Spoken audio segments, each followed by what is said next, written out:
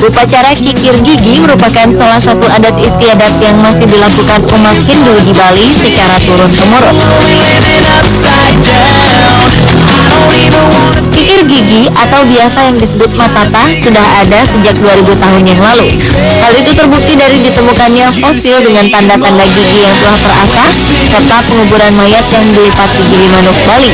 Upacara matata ini dapat dirangkaikan dengan upacara ngaben atau pernikahan yang dilakukan oleh pendeta. Para orang tua di Bali wajib untuk melaksanakan upacara kikir gigi bagi anaknya.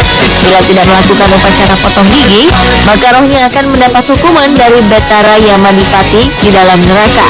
Guna membalas jasa orang tuanya, maka anak berkewajiban mengadakan upacara ngaben atau upacara pembakaran mayat saat orang tuanya meninggal dunia.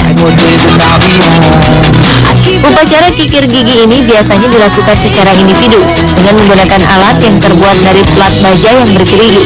Menurut keterangan penyelenggara kikir gigi, Nyoman Subarta, dalam melaksanakan kikir gigi dapat menghabiskan biaya sebesar puluhan juta rupiah. Upacara metatah ini diperuntukkan bagi perempuan dan laki-laki yang sudah dewasa atau balik.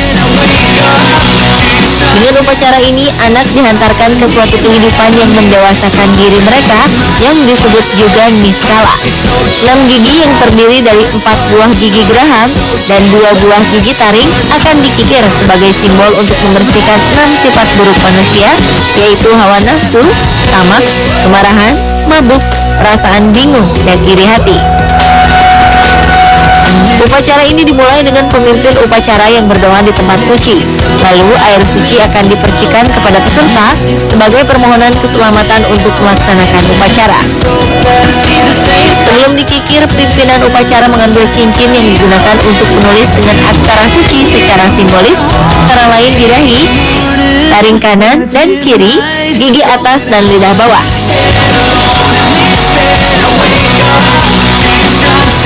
Setelah itu, gigi akan dikikir.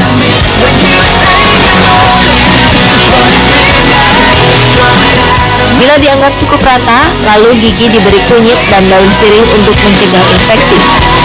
Lalu, bagaimanakah rasanya saat peserta dikikir giginya?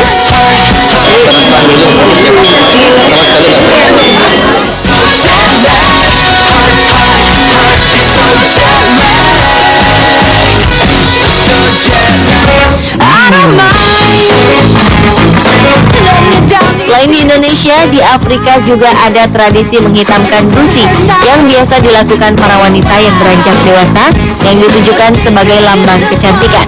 Tradisi ini dinamakan menato gusi. Prosedur penatoan menggunakan campuran minyak panas, shea butter, dan bubuk hitam. Tato yang dibuat pada gusi ini bukanlah seperti kebanyakan tato pada umumnya, melainkan hanya mengoleskannya pada seluruh gusi. Meski menyakitkan, para wanita Afrika yang beranjak dewasa ini harus melakukannya hingga 7 kali untuk mendapatkan hasil yang sempurna. Bagi kebanyakan orang, pada umumnya menghitamkan gusi yang demikian memberikan kesan kurang bersih pada mulut. Namun tidak demikian dengan anggapan para wanita di wilayah Tia Senegal yang justru meyakini gusi hitam mereka akan membuat senyum nampak lebih indah, bahkan menghilangkan bau mulut dan baik untuk gigi. Sementara bagi kaum pria Afrika Selatan, memilih ritual mencabut gigi seri atas mereka diyakini membuat pria lebih jantan, macho, dan tampan. Di Cape Town, tradisi pria ompong yang diwarisi sejak lebih dari 60 tahun lalu ini dinamakan Cape Flat Smile. Semula tradisi ini berasal dari zaman nelayan yang tak bisa berkomunikasi satu sama lain di kapal, selain dengan kulit gap yang bunyinya dianggap efektif menyampaikan pesan. Ini tradisi yang menjadi ritual peralihan seorang remaja yang terutama berasal dari status ekonomi bawah telah menjadi tren di kalangan pemuda setempat untuk memikat lawan jenis.